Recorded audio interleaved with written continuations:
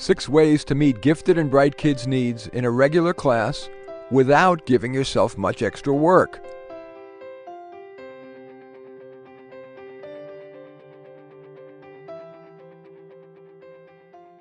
You have a wide range of students in your class. It's hard to meet all their needs. And you may feel you need to focus on low-achieving kids, maybe because your heart especially feels for them, and or because you're feeling external pressures such as No Child Left Behind and now Common Core. You have one or more bright kids in your class, but you feel like if somebody's got to be shortchanged, maybe it's them. After all, consciously or unconsciously, maybe you think they'll do fine anyway. I can understand. But just maybe your bright and gifted kids are worth a second look. In fact, many such kids turn out to be brilliant failures. Maybe you know one. And after all children are entitled to an appropriate level education, to not be bored too much of the time. And those kids are the most likely to grow up to cure our diseases, be our corporate, nonprofit, and government leaders, be our teachers and administrators. And it is possible for you to better meet their needs without giving yourself too much work. Consider trying one or more of these tips. Tip 1. Cluster group. When bright kids are listening to a lesson or in a group activity where their classmates aren't as bright, they're often bored and deprived of their right to grow. Less bright kids may feel that no matter how hard they try, they'll never do as well, and so may just give up and let the bright kids carry the load. So, as you deem appropriate for parts of the day, divide the class into groups by ability, how quickly they learn, they reason, and how sophisticatedly they communicate. Sure, it can help kids if you took the time to create separate lessons and activities for each group, but that's time-consuming. The good news is that even if it's the same lesson or activity, it's exciting to watch bright kids build off each other rather than be bored. And remember, the technology increasingly can provide individualized lessons for all kids, whether you've got a desktop or an iPad. And any kind of individualization or cluster grouping is not only good for those bright kids, but ultimately for society. So tip 1, for parts of the school day, consider dividing the class by ability. Tip 2, allow bright and gifted students to propose doing a more challenging assignment or activity of their own choosing rather than the regular assignment. Or you propose one. For example, let's say you're about to teach a spelling lesson. You might invite bright kids to write a story using the spelling words. If the class is about to work on a worksheet that the child feels is too easy, he or she can propose that the child be allowed to use some educational software on her iPad or Chromebook, whatever.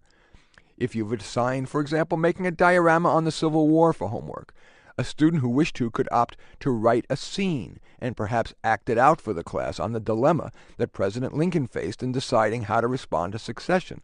And again, technology can enable you to find assignments that meet individual kids' needs, whether bright or slow. So tip number 2, allow or give bright and gifted kids an alternate assignment. Tip 3, for content that some students in your class know but could use solidifying, occasionally make them your roving assistant teacher, helping other students with their seat work on that content. For example, if you've just taught a lesson on subtraction with regrouping, ask for volunteers to take a one-question quiz that demonstrates they know it, or maybe they know it without having to quiz them. Anyone you deem to sufficiently know the content or concept can volunteer to be your roving assistant teacher for the seat work on that topic. When other students raise their hand asking for help, one of your assistant teachers can go over to the student and try to help. Of course, that must only be done occasionally. Bright and gifted kids deserve to be learning material that's challenging for them, not just helping slower students. So, tip 3, when kids know a concept before you teach it, occasionally make them your roving teaching assistant. Tip 4, have students actually teach a lesson to a group of classmates, even the entire class. If you like that idea, you might, when the rest of the class is doing independent work, teach your would-be teachers a lesson on how to teach a lesson. For example, you might teach them a model such as 1. Tell the class why the lesson is important. 2. Model what you want them to learn, for example, the scientific method. 3.